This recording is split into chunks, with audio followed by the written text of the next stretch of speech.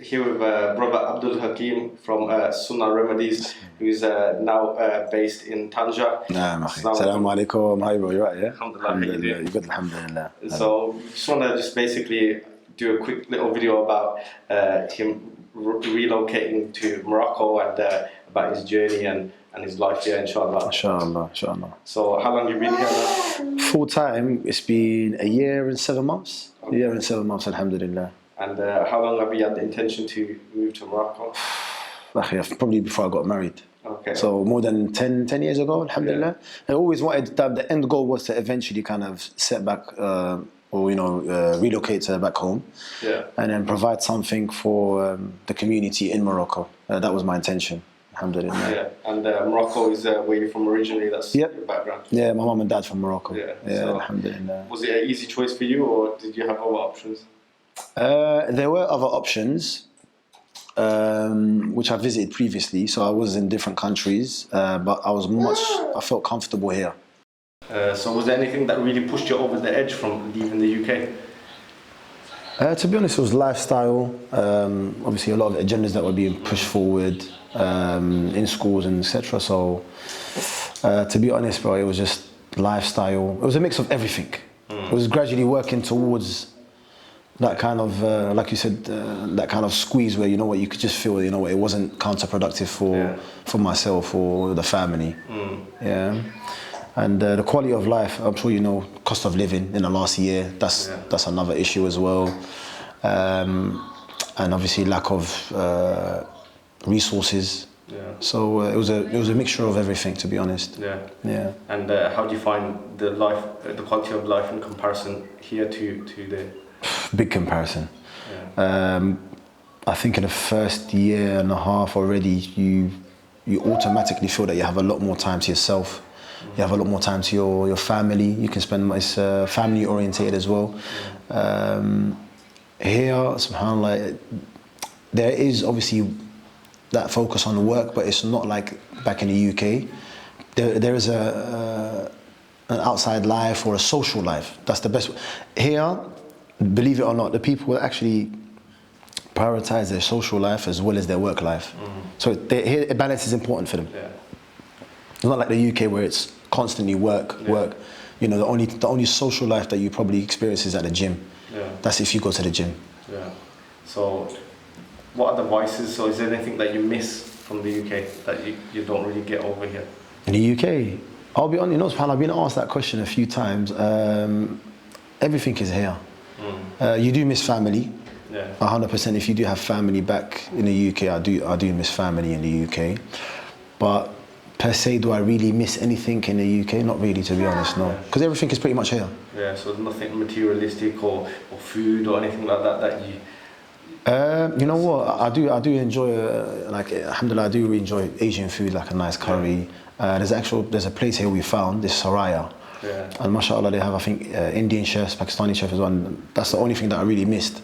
Yeah. And alhamdulillah, I found that. And was the food similar to... I think it was better. Yeah. It was better because I think, you know what, to be honest, Akhi, you know what, in terms of variety of food, that's one thing that I think people who are used to eating out, maybe that's the only thing that they'll kind of feel that vacuum. But in terms of like up and coming now, Tanger specifically, there's a lot more variety being introduced. Yeah, because we did see across Tanger, there's Chinese, Thai. There's Thai down the road, yeah. And quite a few different cuisines, yeah. So a big city like this obviously does make it a bit easier, I suppose. Yeah, and obviously it is up and coming. So a lot of people and mashallah, Tanger is developed and there's a lot of variety here. But as you know, there's a huge movement of expats coming to live, or the diaspora from Europe coming to settle in Morocco. So as they come here and as they see gaps in the market and opportunities, they'll kind of introduce that anyway. Yeah. So that will be provided, inshallah, within the next few years. That's what I see happening. Yeah. So a lot of people, well, some people might not know, but there is a bit of a movement happening where people are moving to Muslim countries, such as Morocco being one of them. Yeah. So are you seeing a good flow of expats coming in? A lot, yeah, especially from France. I think France right now, and rightly so, to be honest, I'm sure you can understand how France is at the moment. Very anti-Islam, especially France, and I see a lot of French Muslims actually living in Tanger, moving to Morocco, especially Morocco. Because obviously there's a commonality, there's the second language, even non-Moroccans as well. Actually French Muslims, they can be from Mali, from Western Africa, from Africa generally, because they share, the second language in Morocco is French. So they can actually maneuver around in Morocco much easier. And English is a third language as well, so English is up and coming. So with English up and coming now, do you notice the French kind of dying out or? Yeah. So right now there's a huge movement within the Moroccan government as well. They're really trying to push English as a second language, but I think that will take a while before it actually happens. But now even the population right now, they actually see the English language as much viable and realistic for them to kind of progress their future, whether in their career or business. They actually see English as the next up and coming language and the most important language after Arabic. Rather than French. They're trying to really sideline the French language now at the moment. So people who don't speak Arabic or French, I suppose in major cities they don't really struggle as much because. I mean, look, they would struggle, but not as much. Not as much. I mean, there are people speaking English now. That's what I've noticed. And there is an English expat community in Tanger, in a place called Mirshan. There's a lot of American. You know what? Subhanallah. You know what? Just to add to your point, there's a lot of Americans. Non-Muslims as well. They're living in Mirshan. They settle there, so English is quite commonly heard in that area. So. A lot of these expats, obviously a lot of people do jobs. What's the kind of common jobs that people are doing out here? So they open their own businesses. So or they will just have an online remote jobs. Obviously that gives them an advantage to kind of work wherever they go. There are people that set up cafes, people that go into housing, property, renting, estate agents. So more land, these are the most common areas, and that's where the opportunities are normally at. And your expertise is through Hijama and Sunnah Remedies. So for people who don't know you or haven't heard about you in the past, do you want to just talk a bit about what you do, what you've been doing? Okay, so we provide a service revolving around the health, which includes obviously Hijama, grass and therapy, soft tissue work. And our approach is more like holistic. Basically not just focusing on just hijama, but focusing on the whole kind of health approach, what you eat, if you have an injury, why the injuries come about, is the source from somewhere else in the body, is something contributing to that actual thing. So it's more, our approach is more holistic rather than just focusing on cupping or wet cupping or grass and therapy and nutrition as well. So you try to take into account all aspects of health, diet and health and everything. So how long have you been doing all this kind of stuff? Coming up to 10 years now, Akhi. 10 years. And 10 years. So you must enjoy what you do. That's why. I mean. If you don't enjoy, and hijama is something is social as well, because you're interacting with different types. If you're not a very social person, or you don't have patience, or you don't enjoy it, it'll be very difficult for you to last 10 years or let alone 5 years, subhanAllah, because you're constantly dealing with people and different people come in different shapes or sizes. When I say shapes or sizes, in different mentalities, different approaches, different outlooks. So you have to kind of be very accommodating and try to look at things from their perspective. And actually dealing with people anyway is going to be interesting, because you're going to have, like I said, different from people from different types of walks, lives. So, but alhamdulillah, I'll consider myself as a social being. I'm quite social anyway, so alhamdulillah, I like to mix with people and hear what they have to say. So yeah, alhamdulillah. So you started doing it back in the UK initially. Yes, And you built up a clientele back in the UK. Yeah, alhamdulillah, I did. Yeah, over several years, and alhamdulillah, that was very, very good. And that was the basis for actually coming to Morocco. That helped me a lot. Because the experience that I kind of enjoyed, the difficult moments that I enjoyed, coming to Morocco, you kind of apply the same path or the same rules to leading you to that path of where you eventually want to be. Yeah. And when you've come here now into Morocco, have you retained some of that clientele, or is it all new clientele? In the UK or in Morocco? I mean Morocco. Yeah, have you kept your UK clientele? You know what? I do travel occasionally back to the UK to touch base with my clients.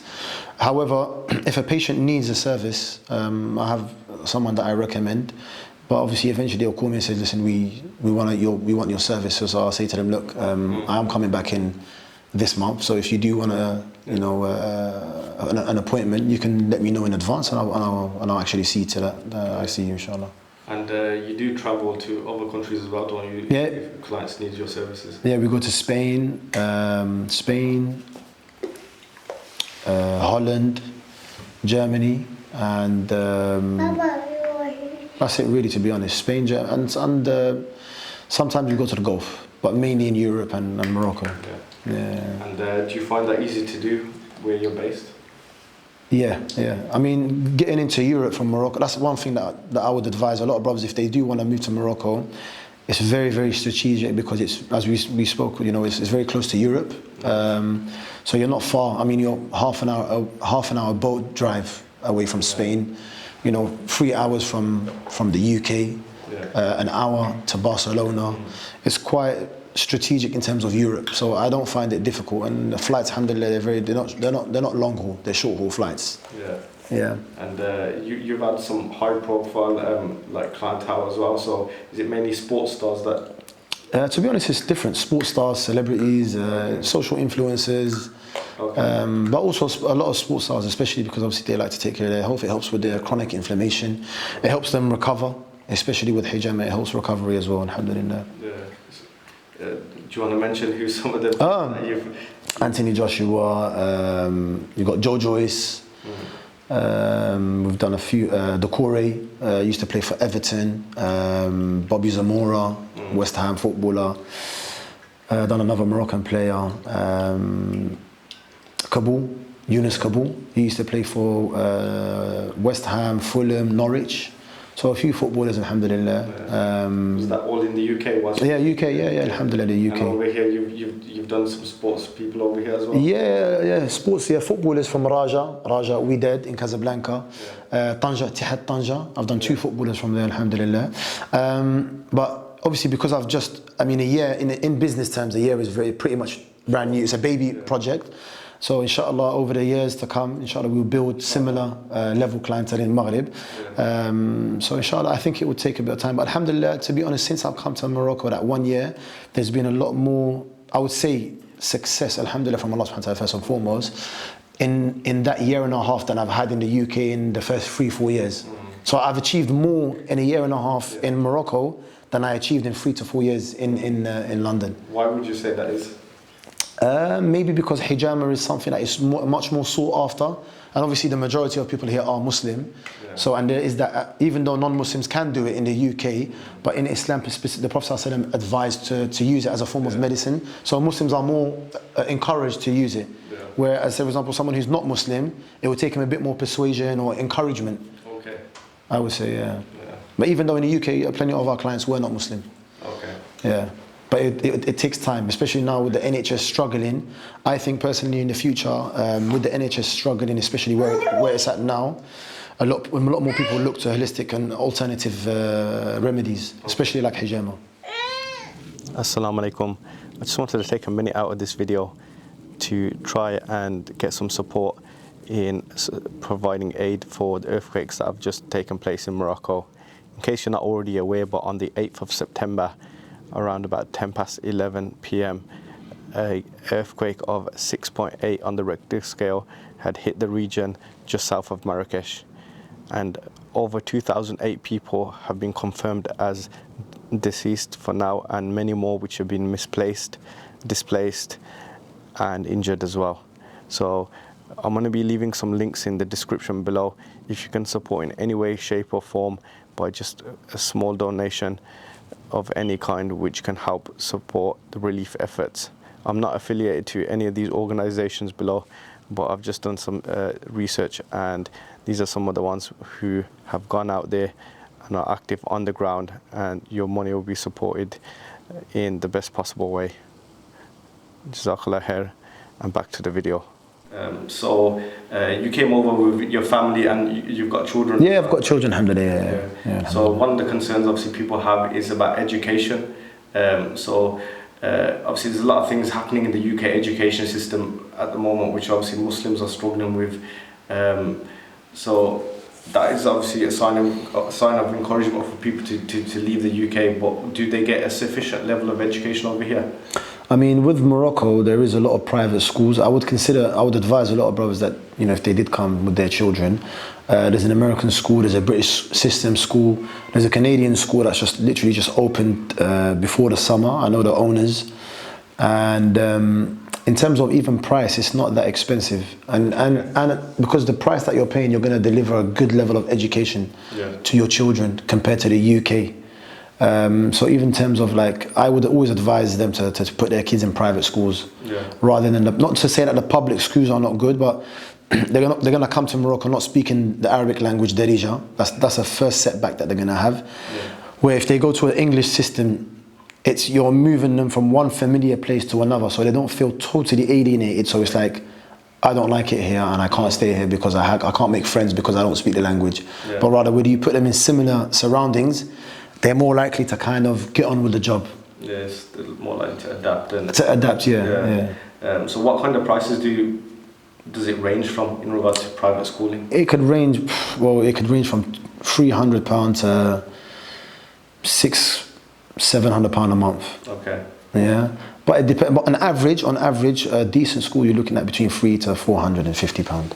And is it generally like the more you pay, the better it is, or depends on what you as the parent see better or prioritize.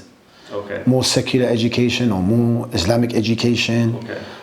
What you want to focus on. So it comes down to that as well. Okay. Yeah. And other things are things like medical care.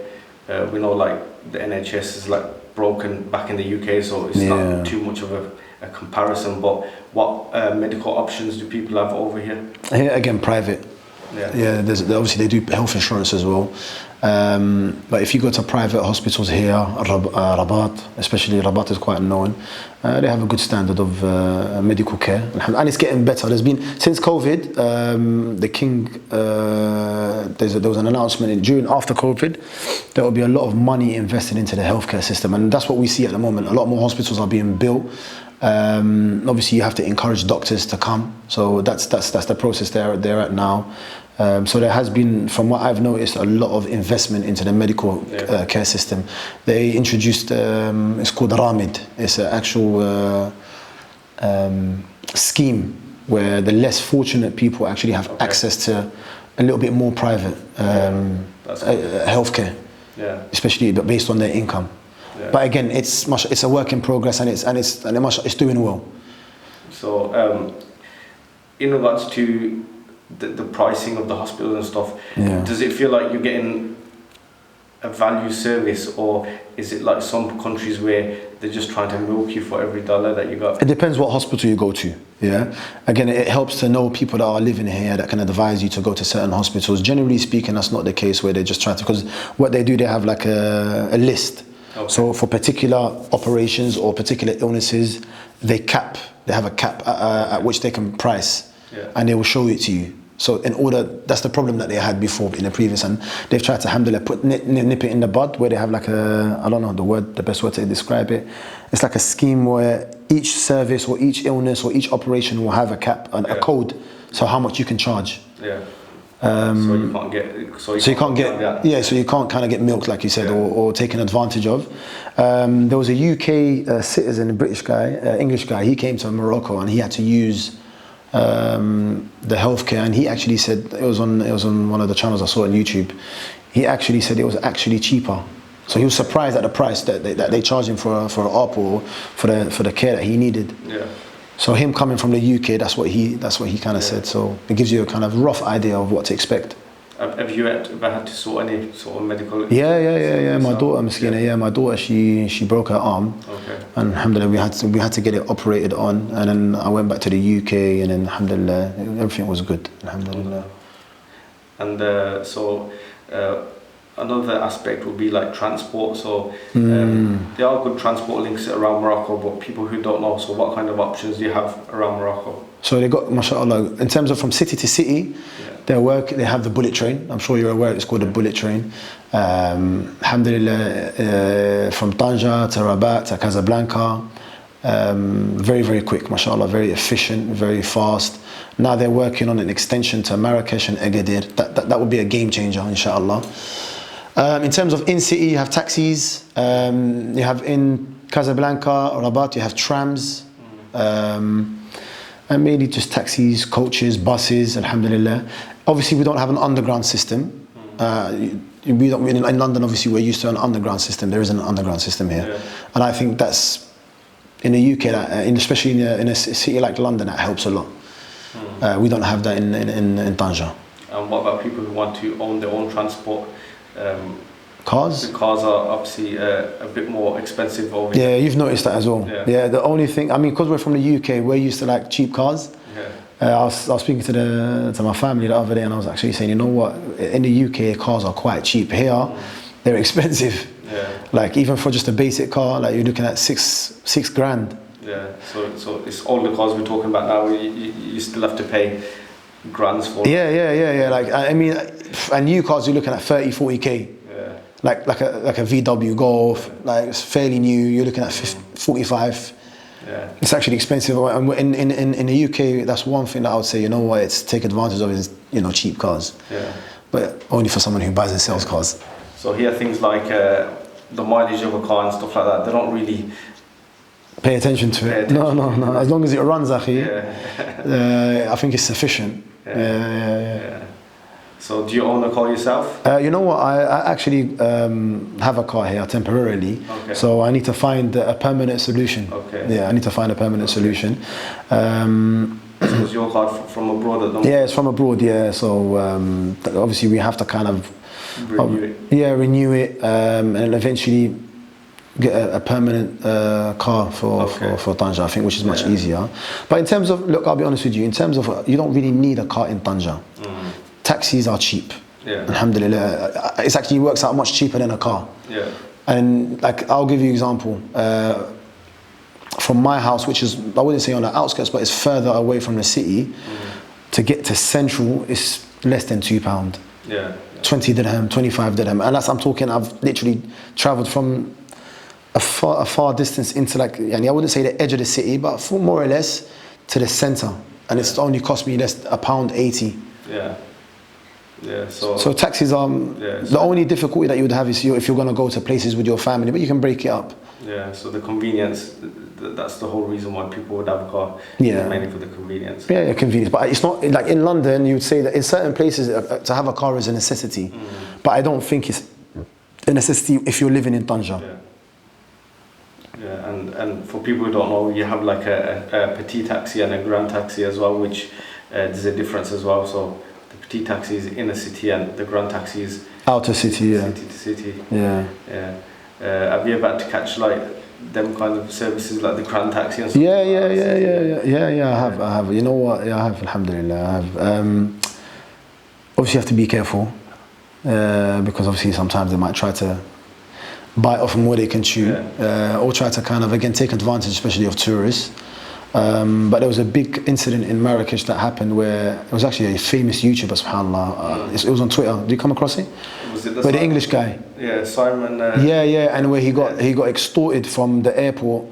And then they actually arrested the taxi driver and actually I think maybe took away even his license. I'm not sure if they took it away, but he got arrested and he got in a fine. He got in big trouble. So people are more afraid now because obviously if you do that, you're going to pay. There's repercussions. There's consequences for that action.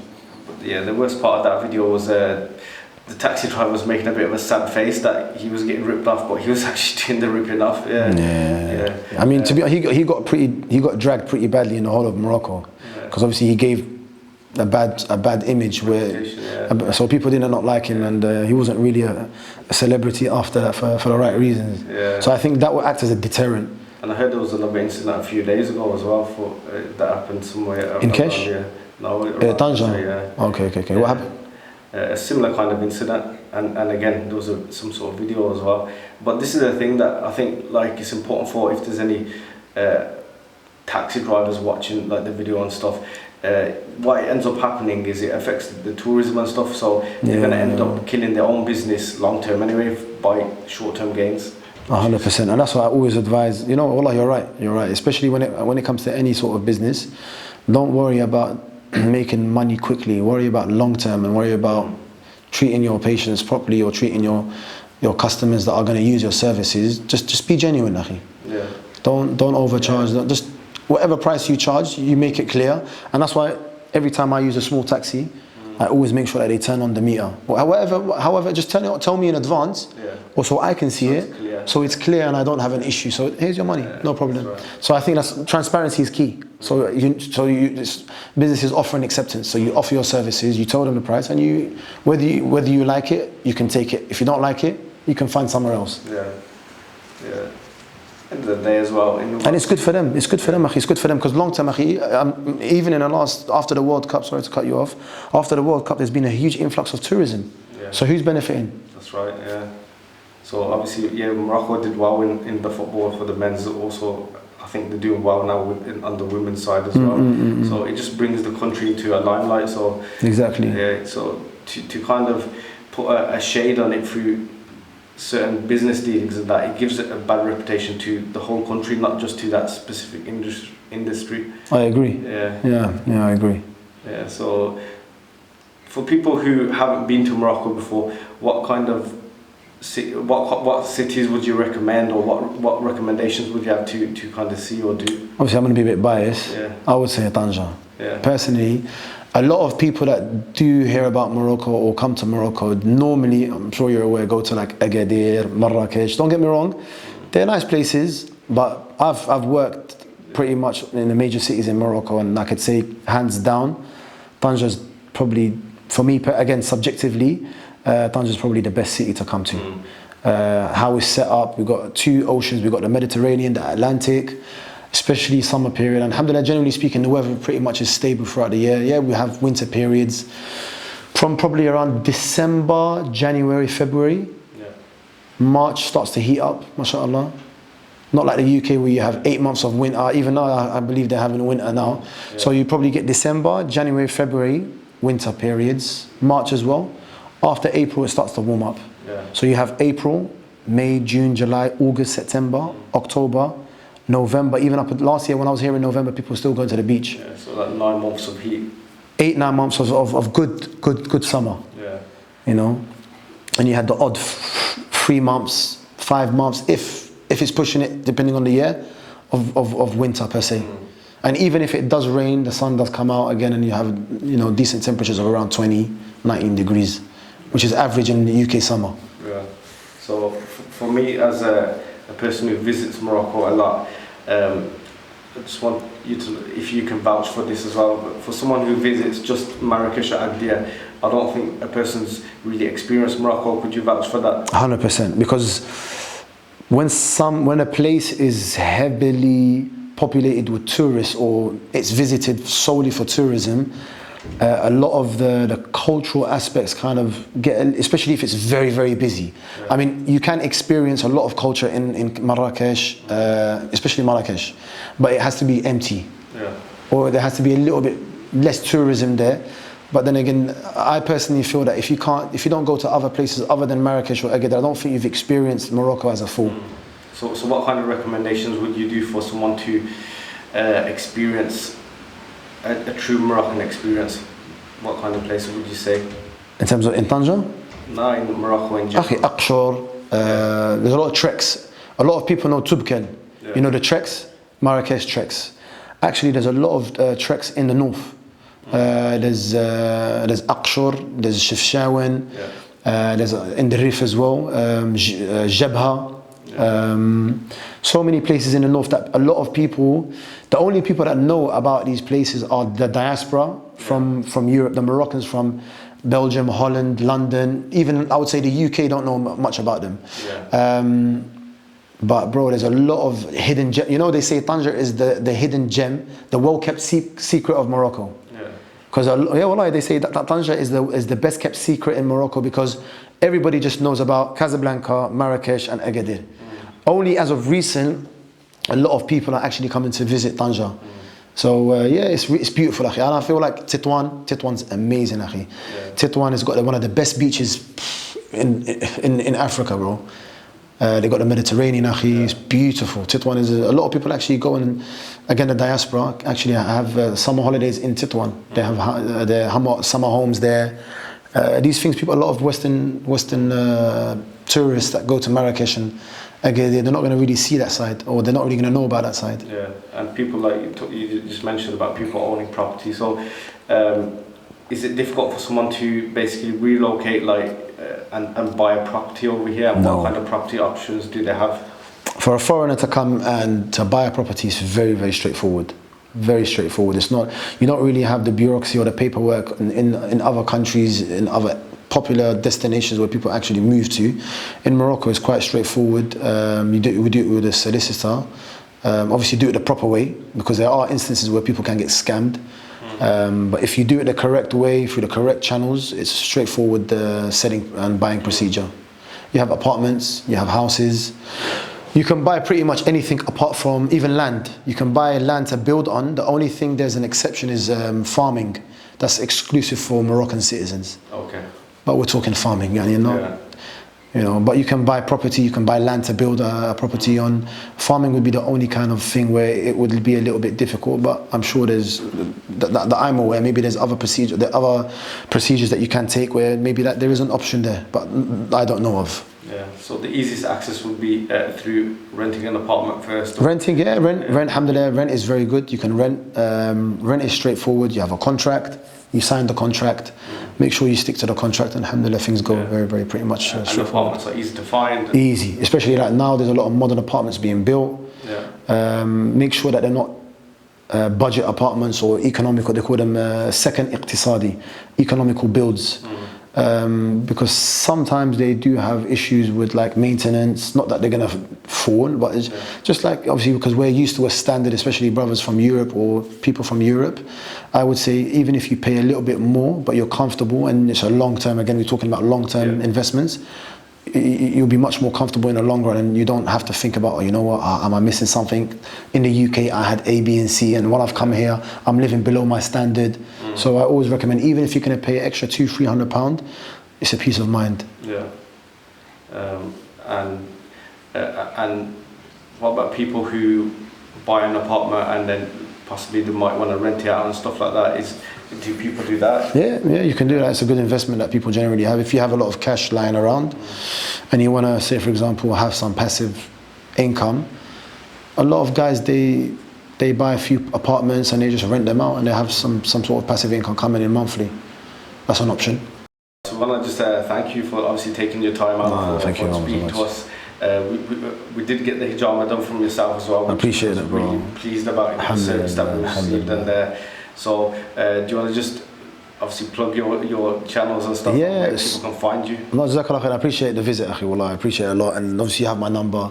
In the future, if you need anything in Tanger, we're more than happy to help, alhamdulillah. But we've got our socials on Instagram, so we have Sunnah_Remedies. We're on Facebook and Twitter. Obviously we don't have a YouTube channel. So, in the process of setting up a website, inshallah, just revamping it. Yeah. But yeah, you can access us through the main three: Facebook, Twitter, and Instagram. Sunnah_Remedies. And it's all by appointment only. And what's the area called where your clinic's based? It's called Bubana Golf. Okay. Bubana Golf, yeah. Okay. Yeah. And we'll try to leave as much information as we can within the video and on the socials as well, so that people can find you as well. Yeah, definitely. It was a pleasure. Jazakallah khair. Barakallahu feek. Jazakallah khair. Barakallahu feek.